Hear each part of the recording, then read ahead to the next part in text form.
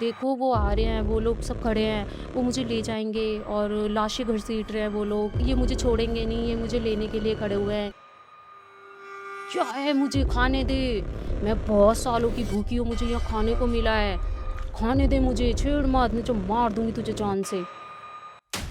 तो एक दिन एक लेडी थी, जिसके अपने हस्बैंड से किसी बात को लेके लड़ाई वगैरह हुई, तो उसने पता नहीं हस्बैंड से लड़ाई वगैरह में वही मिट्टी का तेल डाल के वहीं पास में आग लगा दी। फिर जब हम थर्ड टाइम गए ना, तो वो हमें ऐसे करके बुलाने लग गई। फ़ीस भी नहीं हो रहा था उनका, बुलाने लग गई। मैंने देखा कि कोई बाहर है, हुँ। लेकिन कोई है जो वो 7-8 फुट का है। सिर्फ़ उसका फ़ेस नहीं दिख रहा था, बाकी ये दिखा था कि उसके यूँ करके सींग हैं। ओह! उसने बोला, "तू अपनी बीवी को भी नहीं बचा पाया था और तू इसे भी नहीं बचा पाएगा। ये इसकी आखिरी रात है।" कहती थी, "ठीक है, तू सो जा, सोना है तुझे?" मैं कहती थी, "थोड़ा-सा सो जाऊँ, रात भर से आपके पास बैठी हूँ।" "हाँ, ठीक है।" जैसे ही मैं सोई हूँ, तो मम्मा अचानक सोते के सोते ही रह गई। जय श्री राम दोस्तों, आप सभी का स्वागत है अक्षय वशिष्ठ हॉरर शो पे, जहाँ पर हम बात करते हैं घोस्ट एक्टिविटीज़, पैरानॉर्मल एक्टिविटीज़ और ऐसी बहुत सारी एंटिटीज़ के बारे में, जैसे कि भूत, प्रेत, चुड़ैल, डायन, शैयर, पनडुब्बा। हमेशा से हमारी ये कोशिश रही है आपके सामने हम कुछ ऐसे गेस्ट या ऐसे सब्सक्राइबर लेके आए जो अपनी आप बीती आपके सामने बताएं। कुछ पैरानॉर्मल उन्होंने कभी ऐसा महसूस किया हो, उनके साथ कभी कुछ ऐसा हुआ हो। वैसे आप जानते हैं कि हमारे चैनल के यूएसपी जो हमें दूसरे चैनल से अलग बनाते हैं, कि हम यहाँ क्रिएटर्स के साथ सब्सक्राइबर्स को भी वो इन्विटेशन दे रहे हैं कि वो आए और हमारे चैनल पे चीज़ें बताएं। प्रक्रिया आपके सामने है। स्क्रीन डिस्क्रिप्शन पे नंबर है, हमारा व्हाट्सएप नंबर, जिस पर आप पूरा रियल इंसिडेंट रिकॉर्ड करके भेज सकते हो और बता सकते हैं कि अक्षय भाई आना चाहते हैं। दिल्ली में हमारा सेंटर है, टीम एक बार रिकॉर्डिंग को रिव्यू करेगी, उसके बाद आपको बुलाया जाएगा। सबसे ज़्यादा मज़ा पता है कब आता है? जब हमारे साथ कुछ ऐसे लोग कनेक्टेड होते हैं जो बिल्कुल ज़मीन से जुड़े हों, जैसे कि हम, आपने हमें बनाया है। ऐसे ही हमारे साथ हमारी एक सब्सक्राइबर हैं, जिनका नाम है कंचन। और कंचन ने कुछ चीज़ें इस तरीके की बताई, और सच बताएँ तो अभी हम ऑफलाइन इनके साथ बहुत देर बैठे थे। ऐसी-ऐसी बातें बता दी कि हमें चुप करवाना पड़ गया कि आप अभी मत बताओ, आप पॉडकास्ट में बताना। बहुत अच्छा लगता है जब सब्सक्राइबर हमसे कनेक्ट होते हैं, सब्सक्राइबर हमारे प्लेटफ़ॉर्म पे आते हैं, क्योंकि ये प्लेटफ़ॉर्म बनाया ही सब्सक्राइबर के लिए है। क्रिएटर्स आते हैं एक अलग चीज़ है, लेकिन सब्सक्राइबर्स हमारे लिए बहुत ज़्यादा मायने रखते हैं, जो अपनी आप बीती अपने तरीके से बताते हैं हमारे चैनल पे आके। वक्त ना ज़ाया करते हुए सीधा हम कंचन जी को स्क्रीन पे लेते हैं और आज उनसे सुनते हैं, क्योंकि उनका ये कहना है कि वो अभी इन चीज़ों से गुजर रही हैं, मतलब अभी भी वो पीड़ित हैं इन सब चीज़ों की। कहाँ से हुआ, कैसे हुआ, क्या चीज़ें हैं जो आज हम उनसे सुनने वाले हैं। तो सीधा कंचन जी को लेते हैं स्क्रीन पे। कंचन जी, कैसे हैं आप? नमस्ते, मेरा नाम कंचन है और मैं दिल्ली से ही बिलॉन्ग करती हूँ। मैं पूरी ज़िंदगी मतलब यहीं पर ही रही हूँ शुरू से ही। हुँ। दादी वग़ैरह से हम काफ़ी चीज़ें सुनते आ रहे हैं बचपन से, लेकिन मैंने ये चीज़ें बचपन से ही फ़ेस की है। यानी 6-7 साल की उम्र थी मेरी, तभी से मैंने ये चीज़ें देखी हैं अपनी आँखों से। अब देखिए, जब आपने ये चीज़ छेड़ ही दी है ना कि 6-7 साल की थी, तब से ही आपने ये चीज़ें महसूस की हैं, देखी हैं। जी। तो हम चाहते हैं कि जनता को आप बताओ कि पहली बार कब ये चीज़ सामने आई, या फिर ये चीज़ों पे कैसे भरोसा हुआ, पैरानॉर्मल चीज़ें होती हैं, क्योंकि जनता में बहुत सारे ऐसे लोग बैठे जो आज भी इस चीज़ को नहीं मानते कि ये चीज़ें होती हैं। पर ये चीज़ें होती हैं क्योंकि मैंने अपनी आँखों से देखी हैं। पहले हम दादी वग़ैरह से सुनते थे, मेरी हुँ। दादी थी काफ़ी एज की थी। वो हमें ये सब चीज़ें बताती थी, पर कहते हैं ना जब तक देखते नहीं है तो विश्वास नहीं होता है, बस वही सब था। लेकिन जब बचपन से ये चीज़ें देखी ना कि दादी रोकती क्यों हैं, टोकती क्यों हैं हर चीज़ के लिए, तो लगा कि नहीं खुद भी देखना चाहिए। हुँ। तो हमारे पास ही घर के पास दिल्ली में ही जमुना पार फ़ेज़ 2 के पास हमारा घर है, तो वहीं पे हमारी घर है मम्मी का, तो वहाँ रहते थे। तो वहाँ पास में ना एक दिन एक लेडी थी, जिसके अपने हस्बैंड से किसी बात को लेके लड़ाई वग़ैरह हुई। हुँ। तो उसने सुसाइड कर लिया। मतलब पहले के 90s के टाइम में ना वो मिट्टी के तेल वगैरह यूज़ होता था, उसका डिपो होता था। वो खुला मिल उसी की जाता वाइफ़ थी, हाँ, खुला मिलता था। तो वो दुकानदार था, वो उसी की वाइफ़ थी। तो उसने पता नहीं हस्बैंड से लड़ाई वगैरह में वही मिट्टी का तेल डाल के वहीं पास में आग लगा ली थी। और पहले आपको पता है कि 90s के टाइम पे इतनी फैसिलिटीज़ नहीं होती थी कि लेडीज़ को या सबको टॉयलेट वगैरह के लिए बाहर ही जाना पड़ता हुँ। था। तो वहाँ पे गवर्नमेंट वाले बने हुए थे, ठीक है? तो वहाँ पे वो लेडी जल के मरी थी, पर दादी दिन के टाइम मना करती थी कि बेटा ज़्यादा रात में नहीं जाना है वहाँ पे और दिन के टाइम नहीं जाना, 1 बजे से 3 बजे के टाइम बिल्कुल नहीं जाना है। बिल्कुल। तो लगता था दादी रोज़ रोकती है, दादी रोज़ रोकती है। मैं और मेरी छोटी चाचा है, उनका बेटा था बड़ा, हम दोनों बराबर के थे। तो लगता था दादी रोज़ मना करती है, जाने नहीं देती। एक दिन देखेंगे दादी जब यहाँ-वहाँ होगी ना तो हम चुपचाप निकलेंगे। बस, बच्चों में तो होता है। तो क्या करा, दादी सो गई, तो हमने देखा दादी अंदर जा रही है, लगता है सोने ही जा रही है। हम चुपचाप दबे पाँव वहाँ पीछे पीछे चुप निकल गए। निकल गए। दादी को पता नहीं है, दादी को लगा रूम में है ये लोग, हम्म, लेकिन हम निकल गए चुपचाप। और वहाँ और भी बच्चे खेलते वगैरह थे, तो हम जाके सीधा वहीं गए कि ऐसा क्या है दादी जो मना करती है। जब हम वहाँ अंदर वहाँ पे गए उस टॉयलेट वगैरह में, गवर्नमेंट वाले उसके अंदर, तो खाली था, दिन के टाइम में कोई नहीं होता है। लेकिन वहाँ पे एक लेडीज बैठी थी, मतलब बिना कपड़ों के, हम्म, बिना कपड़ों के, और बाल उसके इतने बड़े बड़े आगे लंबे लंबे लटक रहे हैं, और वो बैठी हुई है। और मैं और मेरा भाई छोटे थे, तो देख के हंस रहे हैं, आंटी कैसे नंगे बैठे हैं ना, आंटी किस हम्म, तरह से बैठे हैं ना, ये तो कपड़े ही नहीं पहन कर आए अपने घर से। पहले एक बार देख के आए, फिर बाहर आके हंस रहे हैं, फिर दोबारा गए देखने, फिर आके हंसे। फिर जब हम थर्ड टाइम गए ना, तो वो हमें ऐसे करके बुलाने लग गई, फीस भी नहीं हो रहा था उनका, बुलाने लग गई। तो और फिर हमें डर लगा, फिर हम दोनों भाग के आए, और देखा तो दादी घर के बाहर ही खड़ी थी। हम्म, दादी ने वहीं रोक लिया, कहाँ से आ रहे हो तुम दोनों, क्या कर रहे थे, कहाँ गए थे, मना करा है ना दिन के टाइम निकलने के लिए, क्यों गए थे, कहाँ गए थे, और हंस क्यों रहे हो तुम लोग, बहुत हंस रहे हो, क्यों हंस रहे हो। दादी ने डांटा, तो फिर हमने कहा बता देते, नहीं तो दादी मारेगी फिर। हम्म, तो हमने बोला उनसे कि दादी, वो ना वहाँ ना हम टॉयलेट गए थे, क्यों गए थे, और क्या हुआ, क्यों हंस रहे हो। फिर हमने बोला दादी वहां पे ना एक आंटी बैठी है, पर उन्होंने कपड़े नहीं पहने, वो अपने घर से कपड़े नहीं पहन के आई, और हंसने लग गए हम लोग। दादी ने कहा क्या देखा है तुमने। फिर दादी दो तीन लोगों को, गली के वहीं के लोगों को लेकर भाग कर गई, वहां पे देखा, वहां लेकिन कुछ नहीं था। और फिर दादी ने आके जो हमें डांटा। फिर हमारे घर के देवी देवताओं की उनकी भभूत वगैरह थी, जो दादी ने हमको लगाई कि बच्चों को कुछ हो ना जाए, नींबू वगैरह उतारा। तो लेकिन फिर भी हमें शाम तक बहुत फीवर हो गया। हम्म। हम्म। क्या थी वो बताया दादी ने? दादी ने कहा वो चुड़ैल थी, ओ भाई। कि अगर वो तुम्हें पकड़ लेती ना, तो आज बच कर नहीं आते तुम दोनों। ये हुआ, ये फर्स्ट इंसिडेंट था मेरा, हम्म, ठीक है। जान के बाद उसके कुछ टाइम बाद ना, हमारे घर के ही फ्रंट के सामने ही एक घर था, जिसमें अंकल थे। उस टाइम बाइक वगैरह ये सब बहुत कम लोगों के पास हुआ करती थी, लेकिन उनके पास थी। तो उनको अपनी बाइक से बहुत प्यार था। कभी कभार हमें भी, छोटे थे हम, तो वो उठा के बाइक पे बिठाते के घुमाओ घुमाओ, लेकिन मम्मी वगैरह दादी कहते थे नहीं नहीं नहीं, गाड़ी वगैरह पे नहीं बिठाना, ऐसे वही डर लगता है, बच्चा गिर ना जाए ये वो। हम्म, तो उन अंकल का था, वो काफ़ी अपने बाइक से प्यार करते थे, बाहर ही खड़े रहते थे, खड़ी रहती थी उनकी बाइक वगैरह। वो राजस्थान से बिलॉन्ग करते थे। तो एक बार उन्हें अपनी देवी पे जाना था, उनकी मम्मा ने मना करा था, उनकी जो मदर थी वो काफ़ी एज की थी, तो उन्होंने उन्हें मना किया था कि कभी भी देवी देवता पे जाते हैं तो कुछ भी नॉन वेज या ड्रिंक वगैरह करके नहीं जाते हैं। हम्म, पर वो अंकल काफ़ी वो थे, घमंडी टाइप जैसे लोग होते हैं ना, जो वैसे थे वो। तो क्या, नहीं नहीं, वो उन्होंने क्या करा, रास्ते में ही ड्रिंक करते हुए और नॉनवेज खाते हुए वो गए हैं, रास्ते में उनका एक्सीडेंट हो गया ट्रक से। ट्रक से ही एक्सीडेंट हो गया? एक्सीडेंट हो गया उनका, और उनके 2-3 टुकड़े हो गए। ओ भाई साहब, ये तो कुछ ज्यादा ही बता दिया गहराई में, कि टुकड़े हो हाँ, गए। टुकड़े हो गए थे उनके। हम्म, भाई साहब, जब उनके यहाँ से खबर आई, पुलिस वाले आए वहां से, पहले इतनी फोन वगैरह की सुविधा नहीं होती थी, पुलिस वाले आए रात तक। भाई गली में रोना पीटना हो गया, हमारे घर के ही सामने था, और भाई वो चीजें। फिर अगले दिन उनकी मॉर्निंग में बॉडी आई, है ना। भाई थी इसमें वो बॉडी, गली में बड़ा सन्नाटा, ये वो कि डेथ हो गई, डेथ हो गई, अभी तो गए थे ये भाई, निकले थे माँ के लिए, और ऐसा क्या हो गया, ये वो। फिर सबने कहा कि इन्होंने, पुलिस वालों ने ही बताया हम्म, कि ड्रिंक वगैरह कर रखी थी इन्होंने, जब इनका एक्सीडेंट हुआ है। तो भाई ठीक है, अब उनकी बाइक भी आ गई। हम्म, वो वहां पे, जो हमारे घर के बगल का प्लॉट था ना, वो खाली था। तो क्या करा, उनकी बाइक ना वहां टिका दी गई। एक्सीडेंट की टूटी फूटी ऐसे अजीब सी हो गई थी वो बाइक, तो पूरी कचूमर हो गया था उसका। वो बाइक हमारे बगल के ही खाली प्लॉट में टिका दी गई, उस टाइम कोई घर नहीं बना था वहां। टिका दी, अब भैया उनका सब कुछ हो गया, त्या तेरमी वगैरह सब। अब जैसे उनके गांव के भी लोग वगैरह आए थे, सब चले गए। अब क्या होता था, शाम को 8 बजे के बाद वहां गली में कोई नहीं दिखता था, और वो बाइक पूरी गली में चलती थी हैं? अपना, पूरी बाइक गली में चलती थी वो बाइक। सब देखते थे यहाँ, राजस्थान में? राजस्थान में नहीं, यही दिल्ली में, दिल्ली में कहाँ पे? फेज 2 के पास जहाँ आप बता रहे हाँ, हो? जहाँ मैं ओ रहती भाई हूँ साहब, उसी में, वो गली टूटी में। फूटी बाइक चले करती? पूरी टूटी फूटी बाइक आपने जिसमें, देखी अपने हाँ आप? मैंने खुद देखी थी खिड़की से, जब मम्मी पापा सब देखते थे ना। तो छोटे बच्चों में तो और होता है कि मम्मा किस चीज़ की आवाज़ आ रही है, बाइक की आवाज़ आ रही है, पूरी गली में, देखने दो ना, देखने दो। अब मम्मी कहती थी चुप रहना, लेकिन चुप रहो तुम लोग, पता नहीं 8 बजे से यहाँ तो क्या होने लग गया है, रात होते ही भैया पूरी गली में वो बाइक और चले। भाई साहब। और फिर आके वापस वहीं पे हमारे, सॉरी, तो हमारे घर के बगल में आके और वहीं जहाँ खड़ी थी वहीं आके वापस खड़ी हो जाती थी। सब लोग देखते थे, गली में इतना हंगामा होना हो गया लग गया, सब बातें करने लग गए।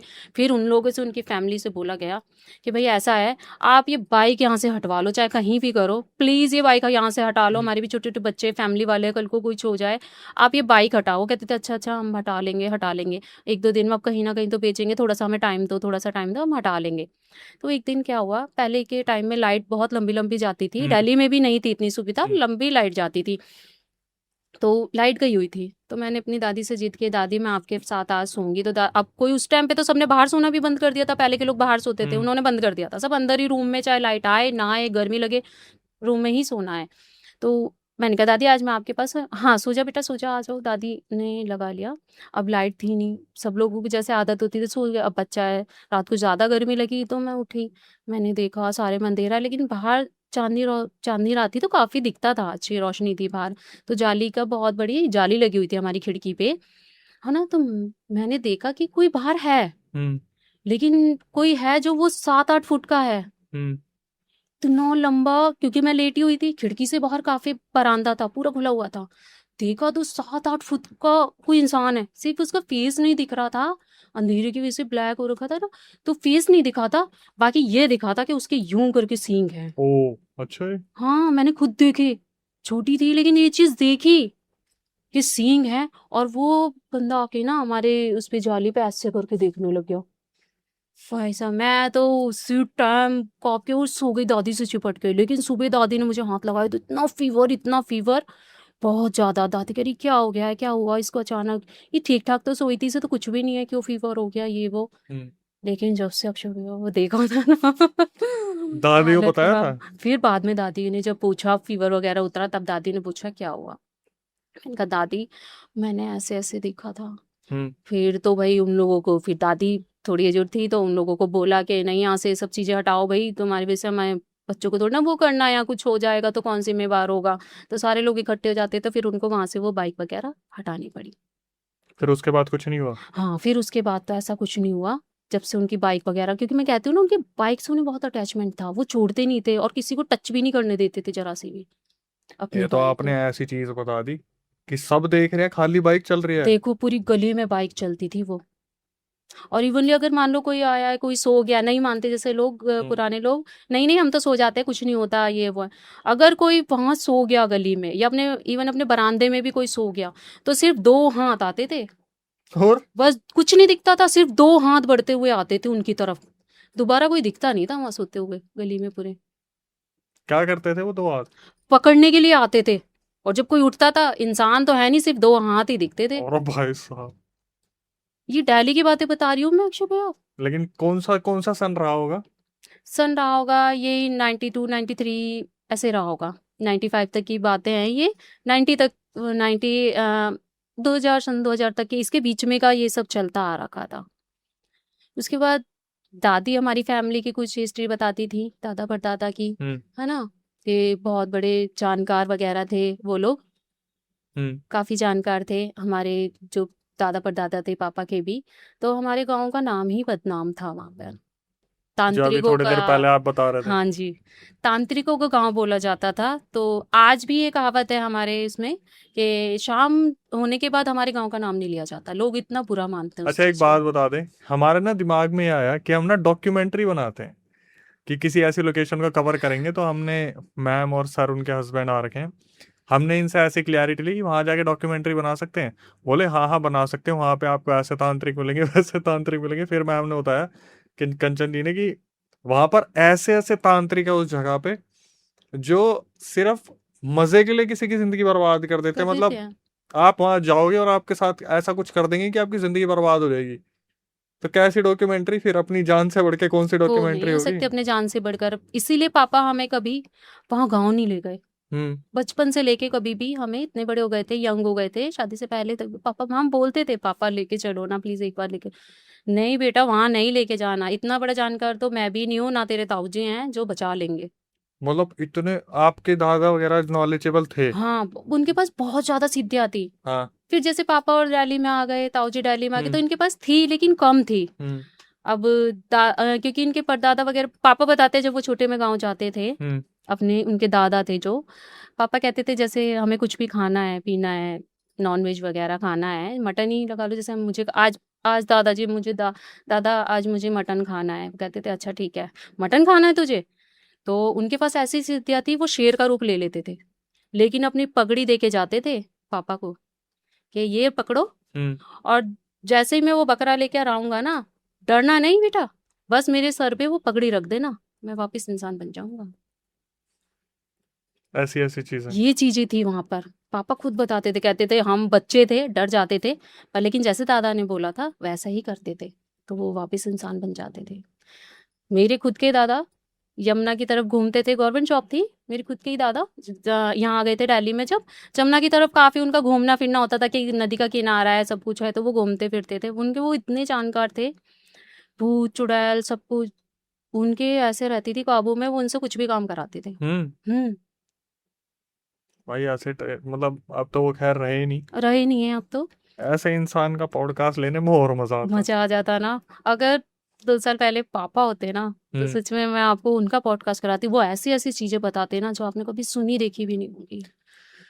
एक चीज और बताई थी आपने कि शाम होने पर उस गांव का नाम भी नहीं नाम ही लेते। नहीं लेते क्योंकि इतना बुरा माना जाता है ना उनका, मतलब इतना डर है ना उस गाँव का, वहाँ के लोगों का, इतना बुरा माना जाता है वहाँ के लोगों को और उस गाँव को कि लोग डरते हैं वहाँ का नाम लेने से कि हमें कुछ हो ना जाएगा यहाँ, अच्छा शाम जी। के बाद उस गाँव का नाम लेंगे तो। आपने बताया कि बस वाला पैसे तक नहीं लेता। हाँ, बस वाले वहाँ से ट्रैवल करोगे ना, उस गाँव के लिए जाओगे, पैसे नहीं लेगा, बोलेगा कुछ नहीं, उतार देगा चुपचाप। कि उसे जाओ भाई पता है जाओ। पैसे तक ले लिए ना, और मान लो यही जानकार हुआ उसी गाँव का है, तो मेरा काम तमाम हो जाएगा। इसलिए कोई रिस्क नहीं लेता वहाँ पे इतना बड़ा। बताओ, इतनी खतरनाक इतनी चीजें खतरनाक हैं। चीज़ें थी। फिर दादी एक चीज़ और बताया करती थी कि बेटा हमारे फैमिली में कुछ श्राप है जो चला आ रहा है कई पीढ़ियों से। हम्म। कि हमारे किसी की डेथ के बाद ना, वो जो तीसरे वाले दिन फूल चुने जाते हैं ना, जो हम्म। हरिद्वार जाते हैं, हाँ जी। वो फूल नहीं कोई चुन पाता आज तक। जो भी उन फूलों को चुनता है उसकी डेथ हो जाती है बहुत भयानक तरह से। ये अब देवी देवताओं का श्राप था या क्या था, लेकिन दादी से सुनते हुए आए थे। फिर हमारे सामने ही दादी वगैरह की, मेरी मदर की डेथ हुई, और भाई की, चाचा के बेटे की, फैमिली के ही एक श्राप से। पहले तो ये बताओ, जब हमारी कॉल पे बात हुई थी तो आपने कॉल पे बोला कि भैया मेरा पॉडकास्ट हो जाएगा, क्योंकि मेरे को नहीं पता मेरा मैं कब चली जाऊंगी दुनिया को छोड़ ये के। है, क्या मतलब था उसका? उस चीज़ का मतलब ये है कि हमारी फैमिली में ना अब यंग एज में ही कुछ भी हो जा रहा है। अभी यंग एज में ही मेरी बहन की भी डेथ हो गई लॉकडाउन में। कितनी उम्र थी उनकी? उनकी 40 भी नहीं थी। 40 या 14? 14। 14 साल से पहले उनकी? नहीं 40। अच्छा, 40 हाँ, साल से। 40 साल भी नहीं हुई थी इनकी एज, डेथ हो गई उनकी। इसी एज में मम्मा की भी डेथ हो गई थी। मतलब आप ये कहना चाह रही 40 से ज्यादा कोई टिक नहीं पा रहा है? हाँ, वहाँ पे मतलब टिक नहीं पाते। अब जो पापा वगैरह ही थे, जो फिर भी 62 के करीब आए, लेकिन उन्हें भी अचानक कैंसर हो गया। उनकी भी डेथ हो गई है 2 साल पहले। अब फैमिली में कोई नहीं बचा, ना मेरी मदर है, ना फादर है, ना बड़ी वाली सिस्टर है। उनकी भी 2 बेटियाँ हैं, लेकिन सिस्टर भी नहीं है, डेथ हो गई है उनकी। क्या कर सके? ये दादी बताते थे कि हमारे कुछ देवी देवताओं का चक्कर है या कुछ था, कि जिसकी वजह से ना, जिसकी भी शादी होती है, जैसे पापा, चाचा, ताऊजी वगैरह इनकी शादी हुई है, उस टाइम तक तो कुछ नहीं पता चला। लेकिन उसके बाद ये होता था कि या तो उनकी वाइफ की डेथ हो जाती थी, या सबसे बड़े बच्चे की डेथ हो जाती थी। बेटा अगर वो हुआ तो उसकी डेथ हो जाती थी। अगर बेटी है तो वाइफ की डेथ हो जाएगी यंग एज में ही। ये होता था इनका, क्योंकि मेरे सामने। शादी से पहले आपने हस्बैंड को बताया था? नहीं। अब तो यूं ही नहीं पूछ सकते कैसा लगता है ये सुन के। हाँ, ये नहीं, कुछ नहीं बताया था, क्योंकि अगर फैमिली का बैकग्राउंड पता चला तो शायद शादी ही ना होती। अरेंज मैरिज थी हमारी, तो शायद कोई नहीं, इतनी जल्दी अगर इनके मदर फादर पता कर लेते तो शायद ही शादी करते। अच्छा, आप बता रही थी अभी कुछ वही डेथ के बारे में। हाँ, डेथ के बारे में मैं बताती हूँ कि दादी ने बताया था कि ऐसे कोई हमारा वो चल रहा है कि या तो पहले बच्चे की डेथ हो जाती है। दादी के भी बच्चों की डेथ हो गई थी अचानक ही, तो वो बताती थी, लेकिन हमें यकीन नहीं होता था ना, सिर्फ सुना था। लेकिन फिर कुछ टाइम बाद क्या हुआ, चाची का बेटा था मेरे बराबर का, 10-11 साल का, तो वो बीमार हुआ। सब कहते थे टाइफाइड है। टाइफाइड तो नॉर्मली हुआ ना कि इलाज कराएंगे ऑर्गेनिको डेली जैसी जगह में। और मेरे चाचा हैं, वो सफदरजंग हॉस्पिटल में ही जॉब करते थे, गवर्नमेंट जॉब थी उनकी, तो वो उसी में जॉब करते थे। अपने बेटे को भी दिखा रहे थे, सब चीज़ दिखा रहे थे, प्राइवेट भी, वैसा भी, वैद से भी, लेकिन कहते थे सिर्फ टाइफाइड हुआ है। और उसी टाइफाइड में उसकी डेथ हो गई। बचा नहीं पाए वो, कितनी दवाइयाँ, कितना सब कुछ दिखाया उन्हें, सब कुछ, पर उसकी भी डेथ हो गई। उससे पहले भी ताऊ जी के जब बताते थे हमारी दादी कि उनकी भी फर्स्ट वाइफ थी जो उनकी भी डेथ हो गई थी, और जो बच्चा हुआ था उनकी भी डेथ हो गई थी, बेटा। उसके बाद 2-3 साल बाद मेरी मदर के साथ भी यही हुआ। उन्हें सिर्फ टाइफाइड हुआ, कहते सिर्फ टाइफाइड हुआ है। उनको भी बहुत दिखाया, सब कुछ करा अक्षय भैया, सब चीज़ पापा ने, वैद्य क्या, डॉक्टर क्या, मौलवी क्या, हर चीज़, लेकिन वो ठीक ही नहीं होती थी। दिन पे दिन उनकी हालत गुजरती गई, और लास्ट 3-4 दिन जब पड़े बचे थे ना उनकी लाइफ के, तो वो उन्हें ना स्पिरिट कोई अपने कंट्रोल में ले लेती थी। हाँ, वो अपना कुछ ना कुछ अलग आवाज़ों में उनमें बड़बड़ाने लगती थी, रात को 12 बजे के बाद। और घर के बल्ब, लाइट्स ऐसे फूटते थे जैसे बम नहीं फूटता, इस तरह अच्छा से जी। फटते थे जब वो बात करती थी और स्पिरिट उनके अंदर आती थी। और ऐसी हालत मम्मा की, जो वो अपने से हिल-डुल भी नहीं पाती थी, और वो वजह से उसमें तो बहुत डर लगता था उन्हें देख के। छोटी थी मैं, क्योंकि डर लगता था माँ की ऐसी हालत देख के कि मम्मा एक तो इतनी बीमार, ऊपर से क्या बोल रही है ये, देखो वो आ रहे हैं, वो लोग सब खड़े हैं, वो मुझे ले जाएँगे, और लाशें घसीट रहे हैं वो लोग। इस तरह से वो पता नहीं क्या-क्या बड़बड़ाती, ये मुझे छोड़ेंगे नहीं, ये मुझे लेने के लिए खड़े हुए हैं, ये पहले उसको भी ले गए थे बच्चे को, अब ये मुझे लेने आए हैं, प्लीज़ मुझे बचा लो, मुझे बचा लो, मुझे बचा लो, इस तरह से वो करती थी। तो आपको लगता है कि अगला नंबर आपका है? मेरा तो क्या, फिर बहन की भी डेथ हो गई है। इसके पीछे भी एक कहानी है कि मेरा नंबर क्यों है। बता इसके दो यार, पीछे वो भी भी एक बता दो। कहानी है। तो जब मम्मा की फिर डेथ हो गई, उसके बाद तो घर में बहुत सी ऐसी नेगेटिव चीज़ें होने लगी। एक तो मम्मा से अटैचमेंट इसलिए हो गया था क्योंकि मैं सेकंड बेटी थी। पहले बहन थी, फिर मैं हो गई, तो मम्मा का मुझसे अटैचमेंट नहीं था ज़्यादा। मुझे इतना प्यार नहीं करती थी, जैसे मेरे बहन और भाई को मिलता था। जैसे दूर-दूर रखना, मैं दादी से और चाची वगैरह से ज़्यादा अटैच रहती थी। लेकिन मम्मा से तो लगता है ना अपनी माँ से थोड़ा प्यार मिले। उन्होंने वो प्यार मुझे कभी नहीं दिया, कभी नहीं। मैं उस प्यार को हमेशा तरसती रही। पापा प्यार करते थे, लेकिन मम्मा नहीं करती थी उस तरह से प्यार। लेकिन लास्ट टाइम पे जब वो बीमार हुई ना, और मैं उनकी सेवा वगैरह करती थी, तब उन्होंने मुझसे माफ़ी भी माँगी और मुझे प्यार भी किया। तो लगता था कि अब ये मुझे प्यार करने लग गई हैं, तो मुझे छोड़ के ना जाएँ। पर एक दिन ऐसा सुबह हुई कि जो इंसान अपने से उठ भी नहीं सकता, बैठ नहीं सकता, वो अपने आप उठी हैं, अपने लिए वॉशरूम वगैरह गई हैं, आके लेट भी गई हैं। अब मैं कह रही हूँ, "मम्मी, आप अपने आप कैसे उठ गए आज? आप तो चल फिर भी नहीं पाते, आप तो बैठ भी नहीं पाते।" "नहीं बेटा, मैं बैठ गई हूँ, अब मैं ठीक हो गई हूँ, अब मुझे कुछ भी नहीं है।" "हाँ, तुझे स्कूल नहीं जाना?" मैं कहती थी, "नहीं मम्मा, आप बीमार हो, तो मैं नहीं जाऊँगी, अभी मेरा मन नहीं कर रहा है। आप बिल्कुल ठीक हो जाओगे ना, तब मैं स्कूल जाऊँगी।" कहती थी, "ठीक है, तू सो जा, सोना है तुझे?" मैं कहती थी, "थोड़ा-सा सो जाऊँ, रात भर से आपके पास बैठी हूँ।" "हाँ, ठीक है।" जैसे ही मैं सोई हूँ, तो मम्मा अचानक सोती की सोती ही रह गई। ये रहा, लेकिन उनके बाद चीज़ें और भी ज़्यादा खराब होने लग गई। कैसे? जो हमारी बड़ी चाची हैं ना, वो उनके ऊपर वो स्पिरिट आ गई, और एक नहीं कई सारी थी वो। वो चिल्लाने लग गई, वो रोने, चिल्लाने, गाने लग गई। भैया, और घर का माहौल इतना डरावना, और वही सब बल्ब फटना, ये सब होना, किसी की ना होते हुए ऐसा लगता था किसी ने मेरा गला दबा दिया अगर मैं बैठी हूँ घर में आपका? अकेले। हाँ, जैसे ऐसे खींच लिया पूरा, या कुछ पकड़ लिया, अपना आप चीज़ें गिर रही हैं, हिल रही हैं, जल आग लग जाना अपना आप चीज़ों में, ये सब होने लग गया। और मम्मी के तीसरे वाले दिन मुझे याद है, जिस दिन वो तीसरा करते हैं ना, उस दिन मम्मी का तीसरा था, तो हमारे मामा की बेटी वगैरह सब रिश्तेदार रिलेटिव्स आए हुए थे। तो उनकी छोटी बेटी भी आई हुई थी, वो मेरे बगल में ही बैठी थी, सारे रिलेटिव्स बैठे थे। तो खाना होता है उस दिन हमारा फैमिली के उससे पूजा-पाठ वगैरह कुछ होता है। वो हुआ, उसके बाद वो मेरे बगल में बैठी है, और वो खाए जा रही है, खाए जा रही है, खाए जा रही है, खाना लिए जा रही है, खाए जा रही है, खाए जा रही है भैया। सब उसको देख रहे हैं ऐसे करके, अरे! ये पागल नहीं हो गई है कुछ ज़्यादा ही अजीब-सा बिहेव कर रही है, क्या हुआ इसे, कितनी भूख लग रही है? और उसे फिर हमारे ताऊ जी वो थे, थोड़े जानकार थे वो, तो उन्होंने उसे हिलाया ना, "ए! क्या है यहाँ? क्या कर रही है ये?" वो इतनी तेज़ चिल्लाई बाल-वाल खोल के, "क्या है? मुझे खाने दे! मैं बहुत सालों की भूखी हूँ, मुझे यहाँ खाने को भाई मिला साहब। है। खाने दे मुझे, छेड़ मत, नहीं तो मार दूँगी तुझे जान से।"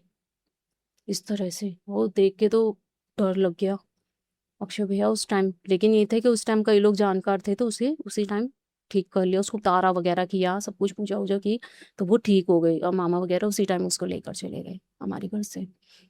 लेकिन बड़ी चाची को जो हुआ, स्पिरिट्स इतनी सारी आने लग गई, इतनी सारी आने लग गई ना, कि बहुत डर लगने लग गया। देख-देख के उनको जैसे वो चिल्लाती थी, अलग-अलग आवाज़ों में बात करती थी, इसे भी नहीं छोड़ूँगी, इसे भी लेकर और अपनी आँखों जाऊँगी। से सब आपने सब देखा? कुछ देखा है। अक्षय भैया वो छोटी सी एज में सब कुछ देखा ये सब। आपको क्यों लगता है कि आपका नंबर है? वही चीज़ मैं आगे बता रही हूँ ठीक अब है। आपको, है ना? ये सब हुआ, ठीक है?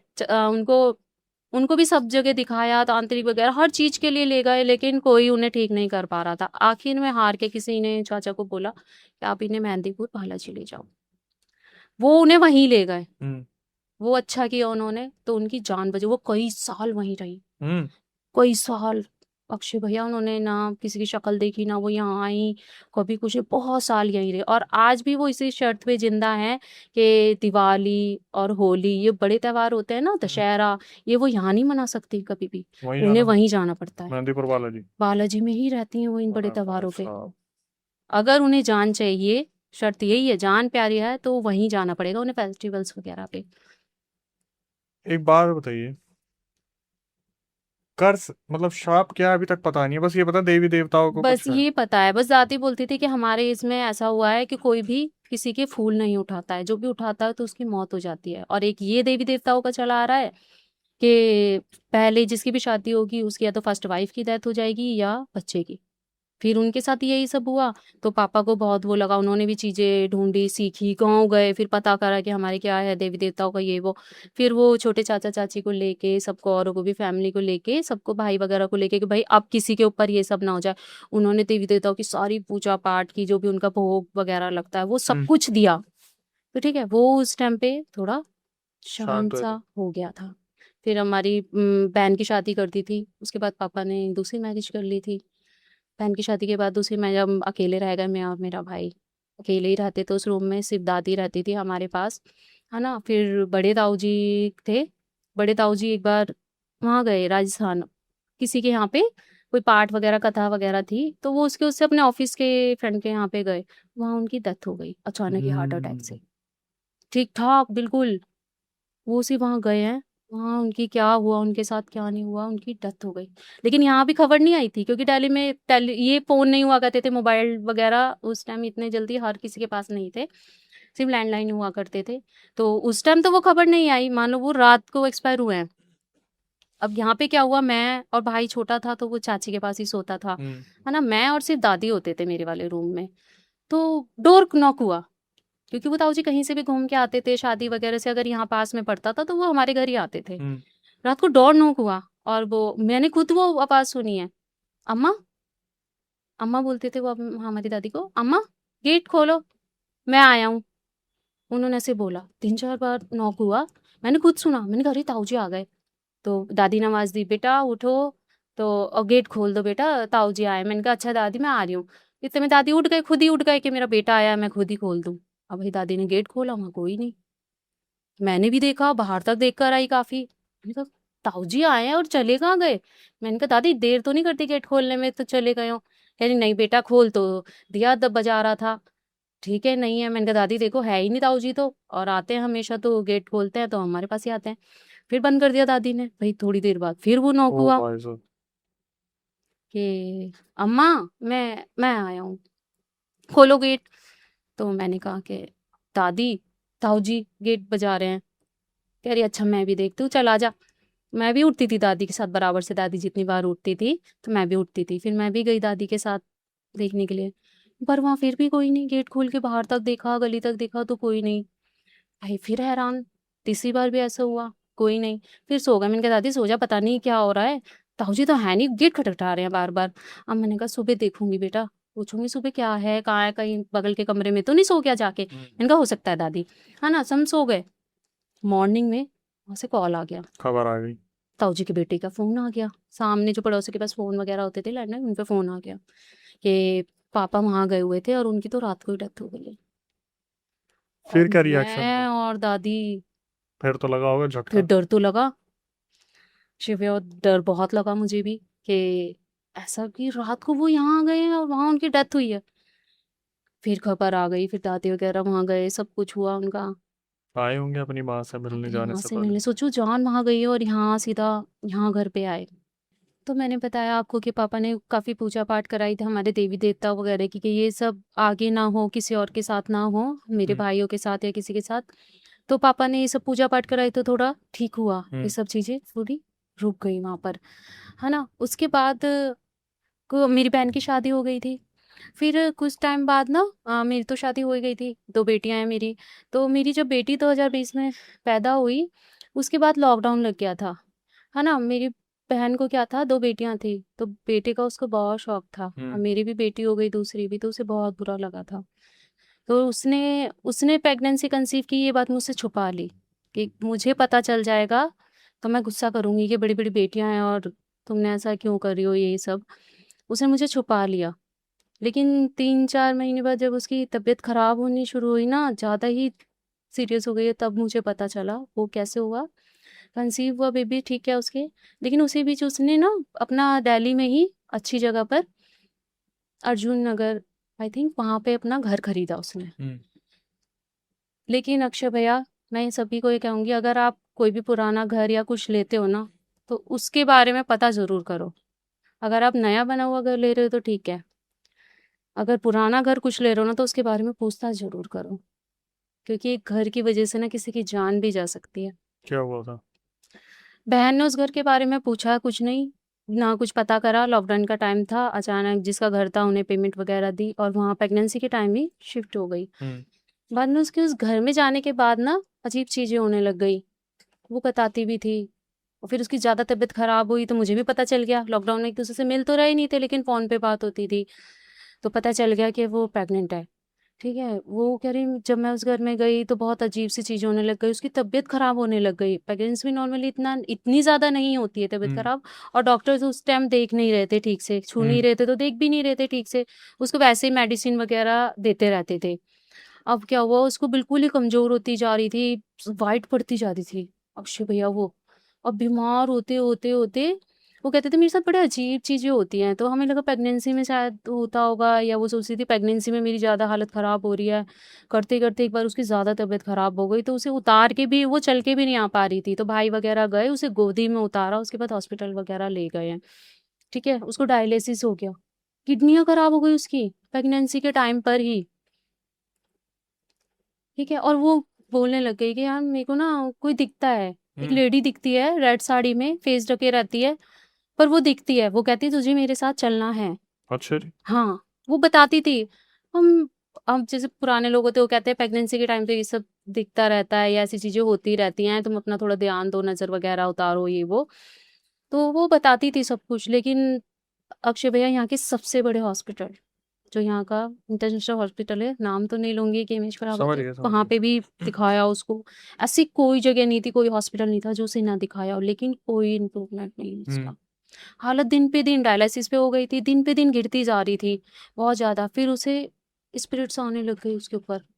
वो हॉस्पिटल में भी चिल्लाती थी, उसे सोचो जो बीमार है, हिल भी नहीं सकती, उसे 6-6 7-7 लोग पकड़ते थे। अरे तेरी! इतनी बुरी हालत थी उसकी। वो अपने से उठ बैठ भी नहीं सकती थी, सिर्फ़ पीठ-पीठ दिखने लग गया था, बहुत कमज़ोर हो गई थी, बहुत वीक हो गई थी उस टाइम पे और उसको उठाना-बैठाना पड़ता था। अब हम सोचते थे इसकी डिलीवरी कैसे होगी, बच्चे को क्या होगा, कैसे ये सब टेंशन लगी रहती थी, अक्षय भैया। लेकिन इन्हीं सब के बीच में ना 6 मंथ में उसकी डिलीवरी भी हो गई, अपने ओह! आप। 6 मंथ में अपने आप हाँ, कैसे? हॉस्पिटल ले जाते टाइम ही स्ट्रेचर पे बाहर थी वो, उसी टाइम उसकी डिलीवरी हो गई, हॉस्पिटल के अंदर ले जाने से पहले ही। डिलीवरी प्रीमैच्योर करवाई गई या नहीं, अपने नहीं आप? अपने आप हो गया वो अरे बेबी। भगवान! सोचो हॉस्पिटल के अंदर ले जाने से पहले प्रीमैच्योर बेबी वही हो गया बाहर स्ट्रेचर्स पे। फिर? बहुत फिर वो बेबी को ऐसे होता है ना बच्चों वाला नर्सरी वगैरह उसमें रखाया गया कि प्रीमैच्योर है तो उसे काफ़ी टाइम के लिए वहाँ रखना पड़ेगा। उसने बेबी का फेस भी नहीं देख पाया तो उसकी हालत इतनी ख़राब थी। भाई वगैरह थे, छोटा ही भाई था हमारा, वो लेके भागा, बच्चे को भी वहाँ एडमिट कराया और बहन को दिखाया। बहन को तो एडमिट ही थी वो। उसके बाद फिर डायलिसिस होता था तो कहा कि बहन को अब घर ले जा सकते हो, डॉक्टर्स ने बोला। तो बहन को घर भी ले गए।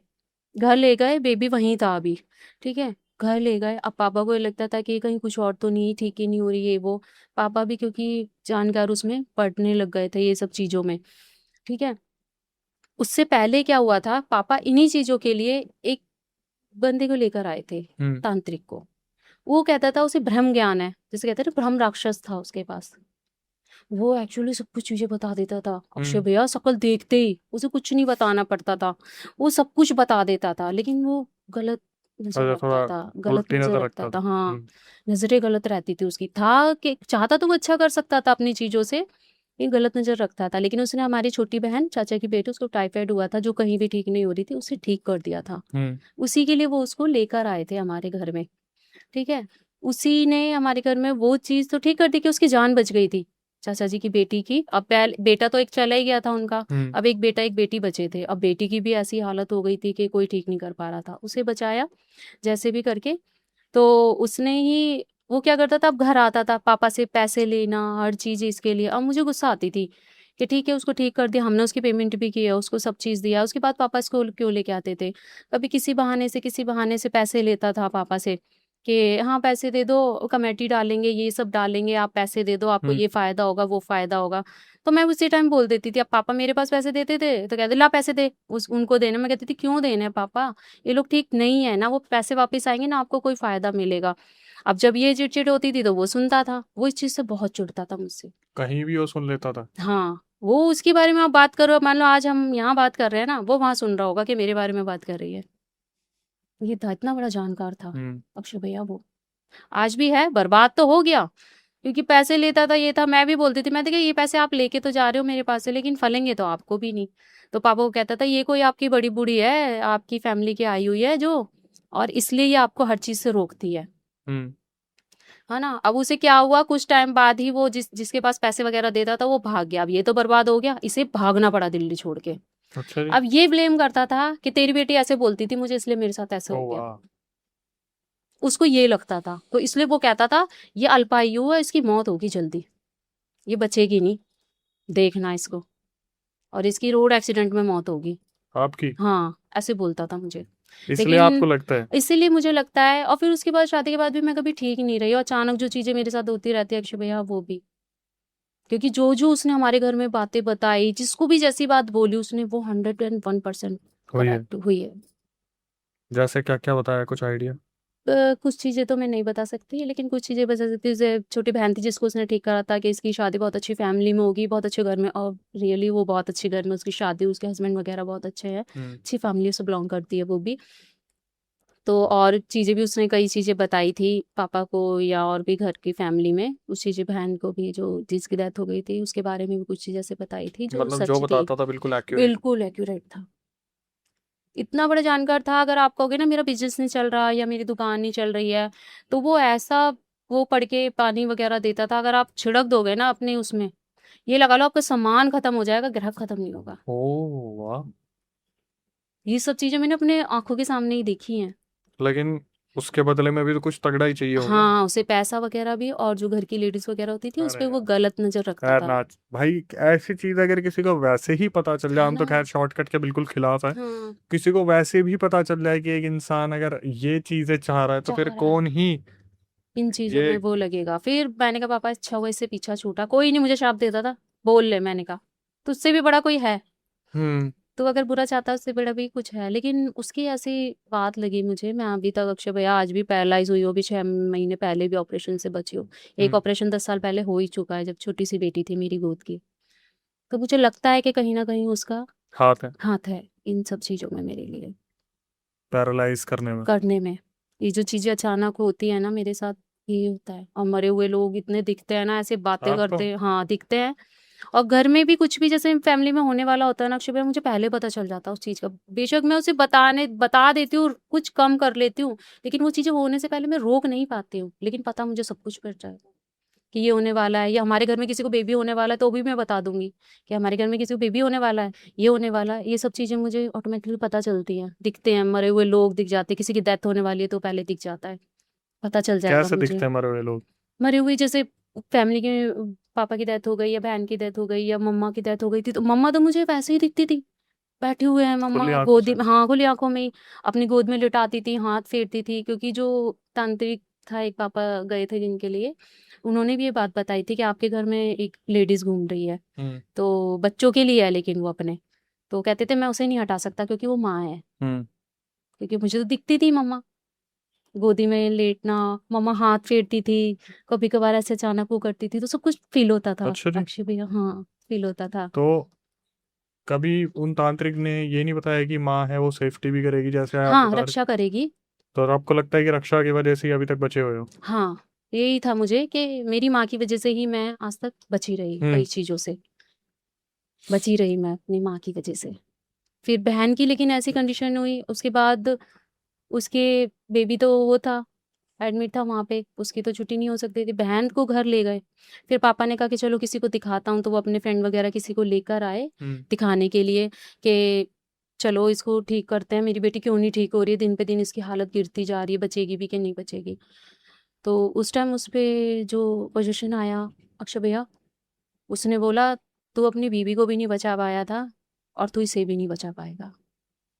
ये इसकी आखिरी रात है।" अच्छा उसी उसी रात बता दी? हाँ, उसी रात बता दिया। बहुत पूजा-पाठ की पापा ने, सब कुछ करवाया, जो तांत्रिक लेकर आए थे उन्हें सब कुछ करा। लेकिन मॉर्निंग में अगले दिन जाके बहन की तो हॉस्पिटल ले जाते टाइम ही डेथ हो अरे गई। यार! नहीं बचा पाए अक्षय भैया उसको भी। सोचो मैं कितना टूट गई थी, ना माँ, पापा भी थे लेकिन अपनी शादी कर ली थी तो उनकी अपनी फैमिली थी। मैं, भाई बहुत टूट गए थे उसके बाद तो बहुत ज़्यादा अब अक्षय सिर्फ़ आप और भैया। आपके भाई रह गए। मैं और मेरा छोटा भाई रह गया है। आप बहन की अभी डेथ भी हो गई। मानते हो कि उसकी बातों का इतना असर है कि हाँ, मैं मानती हूँ अक्षय भैया कि उसकी बातों का असर है मुझ पे अभी भी। क्योंकि वो मेरे हस्बैंड जो झेलते हैं, वो जानते हैं कि उन्होंने किस-किस तरह से मुझे बचाया है, बिल्कुल डेथ उस पे कैसे-कैसे मेरी जान वापस आई है, उन्होंने मुझे देखा है। और बहन की डेथ के बाद भी सब कुछ ठीक नहीं हुआ, उसके बाद तो चीज़ें और ख़राब हो गई क्योंकि जो वो बोलती थी ना कि वो लेडीज़ दिखती है मुझे, ये सब होता है। फिर उसके बाद हमने उसकी जहाँ वो उसने नया मकान लिया था ना, वहाँ गए हम। वहाँ हमने आस-पास के लोगों से बात की या जो उनके पास-पड़ोस के थे क्योंकि वो लॉकडाउन था तो कोई बात भी नहीं करता था, आस-पास ना आते-जाते थे। हुँ। उसे पता ही नहीं चला था कि क्या था इस घर में। जब हमने आस-पास जाके बात की, उसके वहाँ पूछा, भई ऐसा क्या था? मेरी बहन यहाँ आई, सामान वग़ैरह लेने हम जब वापस गए थे उनका कि ये खाली करना है, अब हुँ। नहीं रहना है यहाँ पे, बच्चे भी हैं भई, डर लगता है, अकेले कैसे रहेंगे, अब बेटियाँ हैं उनकी, हुँ। है ना? तो जिया जी ने वो मकान वापस बेच दिया था, तो हम सामान वग़ैरह लेने गए, तब वहाँ आस-पास पूछा, पता करा, तब वहाँ के लोगों ने बताया कि इसमें तो एक प्रेग्नेंट लेडी ने फांसी लगाई थी। ओह! और उसी सेम पोज़ीशन में ये भी पहुँच गई, देखो सेम पोज़ीशन में थी ये। प्रेग्नेंसी में ही, हाँ, प्रेगनेंसी में ही और बेबी कहने को ठीक था, बहन की डेथ हो गई हेल्दी। थी, हुँ। ठीक था बेबी, मतलब वो डॉक्टर कहते थे कि बच जाएगा बेबी कुछ टाइम लेकिन उसमें रखना पड़ेगा। तो मैं भी सोचती थी मेरा बेटा नहीं है, चलो बेटी हुई है तो मैं उसे रख लूँगी। देखा मैंने नहीं था क्योंकि मेरा भी छोटा बच्चा था तो लॉकडाउन के टाइम अक्षय भैया कहीं हॉस्पिटल में नहीं जाने देते थे, वैसे ही नहीं, बच्चे को भी नहीं ले जा सकते थे। हुँ। देखा मैंने भी नहीं था बच्चा, तो अचानक 1 हफ्ते बाद बच्चा अपने आप ही खत्म हो गया वहाँ पे। डॉक्टर्स का वहाँ से फ़ोन आया भाई को कि बेबी भी एक्सपायर हो गया, आप लोग आ जाओ। आधी रात को भाई पापा वहाँ से आए, मुझे नहीं बताया कि बेबी एक्सपायर हो गया है। ये वैसे ही थोड़ा बहन की उससे वो थी डिस्टर्ब सी और अब ये बता देंगे तो इसको क्या होगा। बेचारे पापा गए और बेबी को दफनाया उन्होंने।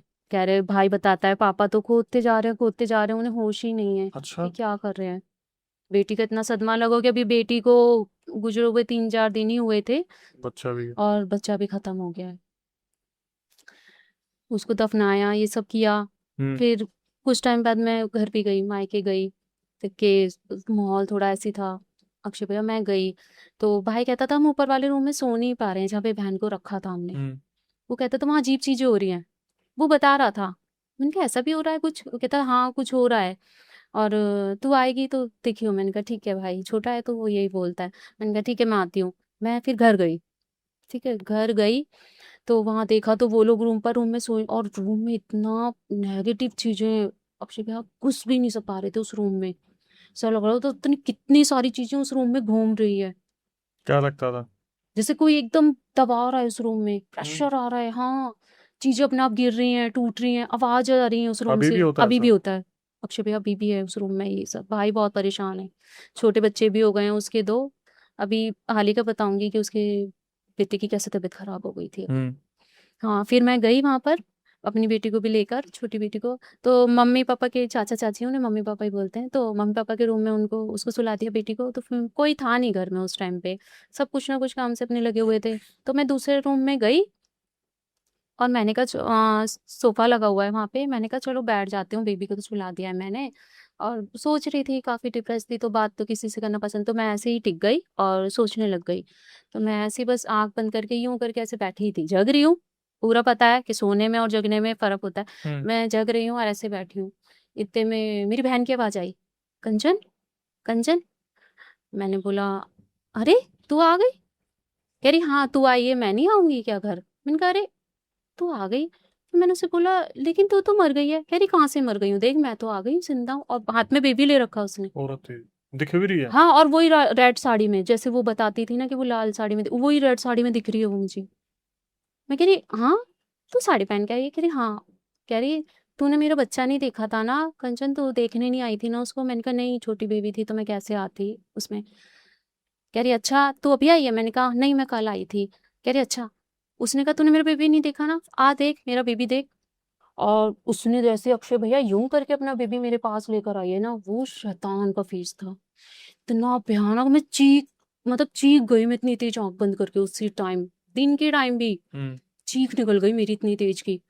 और जब देखा चीख के, मैंने आंख बंद कर ली और ऐसे करके जब खोला ना, तो कोई नहीं वहां पे। हालत खराब मेरी उस टाइम पे। डर था कि खुद का भी छोटा बेबी है, अब यहाँ रहना सेफ है नहीं है। फिर मैंने चाचा चाची को, हम पापा को ये बात बताई कि मैंने इस तरह से देखा है, कुछ तो है यहाँ पे। भाभी अभी बताते हैं, दीदी बहुत डर लगता है, ऊपर सो नहीं सकते, अजीब अजीब आवाज़ें होती हैं, चीज़ें गिरती हैं। फिर मैंने इतना वो नहीं लिया, मैंने कहा नहीं मैं तो नहीं सोऊंगी भाई, फिर ऊपर छोटा बेबी है मेरा, तो हुँ। आप लोग भी मत सो, जब तक आप नीचे के रूम में ही सो अपना। ठीक है, ये सब चलता रहा। काफ़ी लोगों को दिखाया भी, ठीक करवाने की भी कोशिश की, पूजा पाठ भी कराई अक्षय भैया वहाँ पे, सब कुछ कराया हमने। हुँ। और कुछ फ़र्क नहीं आया, कोई फ़र्क नहीं। कोई फ़र्क नहीं। फिर अभी रिसेंटली 2 साल पहले पापा की डेथ हुई, तब मैं वहाँ पर गई। पापा की भी डेथ के पीछे एक राज था, लेकिन वो हमें उनकी डेथ के बाद ही पता चला कि क्या था? अचानक उन्हें कैंसर कैसे हो गया, वरना बिल्कुल फिट वो, सब कुछ ठीक उनको। बहन की किडनी खराब हो गई थी। हाँ, सोचो उनकी किडनी का, और पापा बिल्कुल ठीक-ठाक हैं, हुँ। सब कुछ है, पूजा-पाठ करते हैं, अपना सब कुछ है, वो सब चीज़ें सीख रखी हैं जो वो भी करते हैं, ठीक है उनका। ठीक था अचानक से, क्योंकि मुझे जब पता, उनकी डेथ के बाद पता चला, लेकिन हमारे घर में ना एक चाचा आते थे, जो हमारे पापा उनके वो थे, फ्रेंड थे, तो हम उन्हें चाचा ही बोलते थे। वो बचपन से ही देखा था उन्हें, मैं अपने हुँ। अपने घर में आते हुए, ठीक-ठाक थे, गवर्नमेंट जॉब थी उनकी, लेकिन उन्होंने कभी शादी वगैरह नहीं की थी। वो ऐसे ही थे, तो रहते थे। एक बार वो उसमें करते थे, एमएनसी में जॉब करते थे, तो कहीं भी खुदाई वगैरह होती रहती है ना, तो पुराने किले वगैरह की साइड पे कहीं खुदाई हुई, हुँ। जब वो कर रहे थे, तो उन्हें ना कुछ पोटली में खजाना टाइप का मिला था, अच्छा जी। पुराने टाइप का खुदा, वो बहुत साल पुराने सिक्के थे, वो कुछ चांदी के सिक्के थे, इतने बड़े-बड़े। अक्षय भैया जब वो लाए, तो हर चीज़ हमारे घर पे लाके दिखाते थे वो। तो वो लेकर आए, उन्होंने हमें दिखाया, तो सिक्के थे वो, चांदी के बड़े-बड़े, और काफ़ी सारे थे। तो उन्होंने कहा, चाची को भाभी बोलते थे कि भाभी ये रख लो, अभी मैं कहाँ ले जाऊँगा, और आप रख लो। तो अक्षय भैया उन सिक्के मिलने के बाद से वो बीमार होना चालू हो गए। वो जो चाचा थे अंकल। हाँ, हुँ। वो बीमार होना चालू हो गए जब से उन्हें वो सिक्के उन्होंने किसी को बताया नहीं था, हुँ। कि अगर वहाँ ऑफ़िस में बताते तो वो लोग ले लेते हैं, हाँ।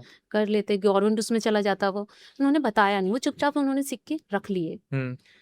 उसके बाद वो बीमार होना चालू हो गए और उन्हें कैंसर हो गया गले का। ऐसे कैंसर हुआ था? हाँ, कैंसर हो गया उन्हें, चाचा को। वो जो आते थे उनके फ्रेंड, उन्हें कैंसर हुआ था और उनकी डेथ हो गई थी। फिर मम्मी कहती थी, पता नहीं ये सिक्के कैसे थे भई, जो वो लेकर आए थे मेरे पास रखा, मैं नहीं रखूँगी ऐसी चीज़ को। हमारे घर में भी अजीब चीज़ें होने लग गई थी, वैसे ही हुँ। परेशान थे और चीज़ें होने लग गई थी।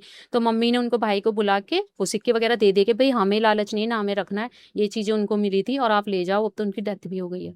हम नहीं रख सकते, ले जाओ आप, जो भी करना इस सिक्के का, चाहे मंदिर में पापा देना। की डेथ हुई थी या चाचा नहीं, की? चाचा की, वो जो फ्रेंड आते थे। हाँ, हाँ, उनकी हो गई। उनकी डेथ हो गई थी।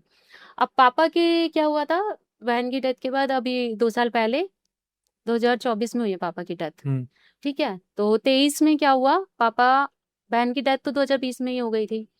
2023 में क्या हुआ, पापा को अचानक गले से प्रॉब्लम होने लग गई। कभी कुछ नहीं हुआ, प्रॉब्लम होने लग गई उन्हें।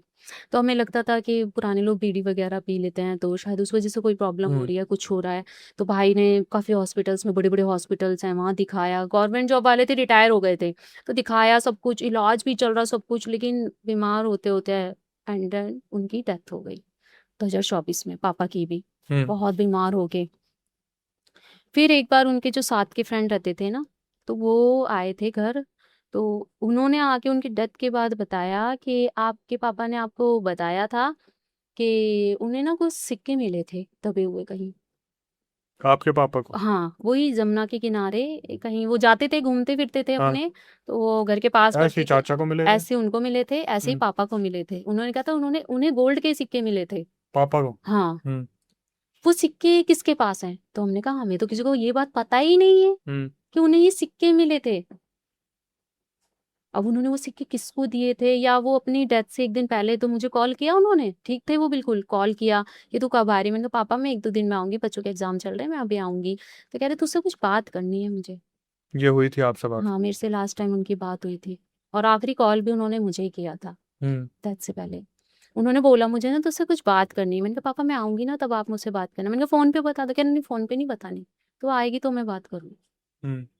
अब तो बाद में जब ये पता चला तो मुझे यही लगा कि अक्षय भैया, ये जो मिलती हैं चीज़ें, या तो इन्हीं की वज़ह से ऐसा हो कुछ है। सकता है क्योंकि गड़ा धन जब मिलता है तो वो बलि लेता है। श्रापित बलि लेता हुँ, है ना? तो मुझे यही लगता था कि पापा के साथ लेकिन भी आज तक ऐसा ही नहीं पता कुछ वो कहाँ नहीं, है? वो सिक्के किसके पास है ये नहीं पता चला। अरे वो यार! तो उनके फ्रेंड ने आके मुझे बताया था, हम घर में आके हुँ, चाचा और हम लोग को। फिर चाचा भी कह रहे थे कि वो कैसा था भाई, और ये सब चीज़ें अगर मिली हैं तो बताना तो चाहिए था, अपनी फैमिली में बताते। किसको दे आया कुछ नहीं पता। हुँ, या तो हम उसको मंदिर में देते या कुछ करते, क्या कभी किसी और के हाथ में लग के ये सब ना होता तो। ये सब चीज़ें थी अक्षय भैया। तो फिर पापा की डेथ हुई तब मैं गई थी ना, तब भाई ने ज़बरदस्ती बोला कि आज तो मेरे पास है, मेरे रूम में चल, वहाँ सो जा। चल, मैंने कहा अच्छा चल चलती हूँ। हुँ, लेकिन भैया उसके रूम में तो सोना तो क्या, झपकी भी नहीं ले सकी मैं। सब लोग सो रहे हैं, हुँ। लेकिन मैं नहीं सो सकती। चीज़ें अपने आप गिर रही हैं, उड़ रही हैं हवा में चीज़ें, मेरे किसी और को नहीं सामने। दिख रही थी? नहीं, सब सो रहे हैं। हुँ, और मुझे नींद तो आती ही नहीं है, मेरे को नींद नहीं आ इसके रूम में। बस लग रहा है कि कोई है, बार-बार टच करके जा रहा है। आ रहा है और टच करके जा रहा है बार-बार। जैसे हुँ, जैसे ही मेरे सोने की कोशिश कर रही हूँ, वैसे ही कोई आ रहा है और टच करके बार-बार जा रहा है मुझे। हुँ। तो नींद नहीं आई अक्षय भैया उसके रूम में। और कई चीज़ें जो रखी हैं, वो इतनी ऊँची-ऊँची उठ रही हैं, और मैं जैसे ही ऐसे करके हाथ लगाने जा रही हूँ ना अक्षय भैया, डर-डर के भी उस चीज़ के पास, तो वो चीज़ें फट से गिर जा रही हैं ज़मीन पे। तो किसी की आँख नहीं खुली? कोई भी नहीं उठा। मैं कहती हूँ तुम लोग कैसे सो रहे हो? कुछ नहीं उठ रहे हो, अजीब चीज़ें सरक रही हैं, गिर रही हैं, बाहर से आवाज़ आ रही है। भाई ने कहा नहीं तभी तो बैठाया था तेरे को? हाँ, कह वो रहा कह रहा तभी तभी तो तो गया। लेके आया था, तू भी रूम में सो के देखना, मैं हुँ, कैसे सोता हूँ इस रूम में, नहीं अभी भी रहा वहीं जाता। सो रहे हो आप? अभी भी सोता है, क्या करें? अरे यार! लेकिन वो ठीक नहीं हुआ अक्षय भैया कुछ भी एकदम। ऐसा कोई हो जो ये सब चीज़ें कम से कम ठीक कर दे, क्योंकि मैं अपने भाई को बहुत प्यार करती हूँ। अब वो ही है मेरे लिए तो सब कुछ, जब कोई नहीं है तो। देखो, है हमारे नॉलेज में, वही बताया था ना आपको कि हाँ। करेंगे, जो मदद हो पाएगी, हुँ। जितना ज़्यादा हो सकता है कोशिश करेंगे। सो दोस्तों आज हमने कंचन जी से काफ़ी चीज़ें सुनी, पता चला फैमिली कर्ज़ के बारे में, कैसे चीज़ें जो है शुरुआती दिनों से बिगड़ती आ रही हैं। और इसके बाद बहुत सारी चीज़ें इन्होंने ऐसे बताई जो सीरियसली काफ़ी डराने वाली थी, खौफ़नाक थी। और एक अच्छी चीज़ जो लगती है वो यही है कि जब सब्सक्राइबर हमारे पास आते हैं, अपनी चीज़ें बताते हैं, तो जनता उन पे विश्वास कर पाती है, जनता उन पे भरोसा कर पाती है कि चीज़ें किस तरीके से चल रही है। जैसे अभी भी दिमाग में ये चीज़ें चलती हैं, बहुत सारे लोग बोलते हैं यार ये चीज़ें नहीं होती, मेंटल स्टेट ख़राब होती है। तो एक जने को अगर एक घर में ऐसा महसूस हो रहा है तो समझ में आता है, लेकिन जब पूरा घर ही इस चीज़ से पीड़ित होता है तो आप क्या कहना चाहेंगे? इसके बाद हमारा क्या मोटिवेशन होता है कि यार सबसे पहले तो आप इस चीज़ को समझिए कि हम ऐसे सब्सक्राइबर्स को लेके आते हैं, ऐसे क्रिएटर्स को जो अपनी आप बीती बताते हैं, अपने घर परिवार के बारे में बताते हैं, जो कि बहुत ही ज़्यादा दर्दनाक, खौफनाक होता है। तो सबसे पहले तो यार चैनल को सब्सक्राइब करना बनता है, बेल नोटिफिकेशन ऑन करनी बनती है, ताकि आपके पास सबसे पहले ऐसी वीडियोज़ आए जहाँ पर हम जो काम कर रहे हैं वो काम आप तक पहुँचे। फिर उसे सराहे हमारे काम को जितना ज़्यादा हो सके, रियल इंसिडेंट को आगे फॉरवर्ड कीजिए अपने फैमिली ग्रुप्स में, कज़न्स में चीज़ों को, ताकि उन तक भी चीज़ें पहुँचे। और ये जो चैनल है इसे दूसरे चैनल से हम कैसे अलग बनाते हैं, जो कि हमारी यूएसपी है कि हम क्रिएटर्स के साथ सब्सक्राइबर्स को बुला रहे हैं। तो जैसे आम इंसान हमारे पास आता है, एक एक चीज़ बताता है, तो आप पीछे क्यों हट रहे हो? अगर आपको लगता है आपके साथ भी कोई ऐसी पैरानॉर्मल घटना हुई है, आपने कहीं सुनी और आप चैनल पे आके बताना चाहते हैं, तो यहाँ पर आपका स्वागत है। उसका इनविटेशन हम पर्सनली आपको देते हैं। प्रक्रिया आपको बता देते हैं कैसे आप अप्लाई कर सकते हैं कि आप आना चाहें कैमरे के सामने। तो स्क्रीन डिस्क्रिप्शन पे आपको एक नंबर दिख रहा होगा, उस पर पूरा रियल इंसिडेंट रिकॉर्ड करके भेज दीजिए और मेंशन कर दीजिए कि भाई आना चाहते हैं पॉडकास्ट में। टीम एक बार रिकॉर्डिंग को रिव्यू करेगी, उसके बाद आपको बुलाया जाएगा दिल्ली में, हमारा सेंटर, हम आमने सामने बैठेंगे, बातचीत करेंगे, कुछ ऐसा कंटेंट लाएंगे जहाँ पे किसी को अवेयरनेस मिल पाए, किसी की गलती किसी की सीख बन पाए। इसके बाद कभी आपके साथ कोई पैरानॉर्मल इंसिडेंट हुआ हो तो आप उसे रिकॉर्ड करके भेज सकते हैं। मैं अक्षय वशिष्ठ उसे नैरेट करूंगा अपनी आवाज़ में। प्रक्रिया बिल्कुल सेम है, स्क्रीन डिस्क्रिप्शन पे नंबर है। स्पॉटिफाई पे पूरे इंडिया में हम सेकंड नंबर पे आ गए हैं। इसी तरीके से आप हमारे रियल सिनेमा सुनते रहिए, इसी तरीके से प्यार देते रहिए। हम आपके लिए कंटेंट लाते रहेंगे जितना ज़्यादा हो सकता है। स्पॉटिफाई पे चलते फिरते आप हमारा कंटेंट सुन सकते हैं, लेकिन एक्सक्लूसिव कंटेंट आपको यूट्यूब पे ही देखने को मिलेगा। तो यूट्यूब इंस्टाग्राम को इसी तरीके से प्यार देते रहिए। फेसबुक पे हमने 1,10,000 फॉलोअर्स से ज़्यादा क्रॉस कर लिए। वहाँ पर हम आपके लिए कुछ किस्तों में और कुछ पूरी कहानियाँ भी लेके आ रहे हैं। इसी तरीके से फेसबुक को भी प्यार देते रहिए। जितना ज़्यादा हो सके इंसिडेंट को शेयर कीजिए, जितना ज़्यादा हो सके, जैसे कि बताया, फैमिली ग्रुप्स और अलग अलग जगह पे शेयर कीजिए। हम आपके सामने कुछ नए क्रिएटर्स, नए फॉलोअर्स हर बार लाते रहेंगे। लेकिन इन सब चीज़ों से बाहर निकलने का जो सबसे पहला और आखिरी तरीका है वह भक्ति। अपने कुल देवी देवता, ईष्ट देवता, ग्राम देवता, पितृ पूजनीय जितने भी भगवान हैं उन्हें पूजे, और फिर ऐसे ही वीडियोस को प्यार दीजिए। नई वीडियोस, नए पॉडकास्ट आने तक stay tuned with the channel.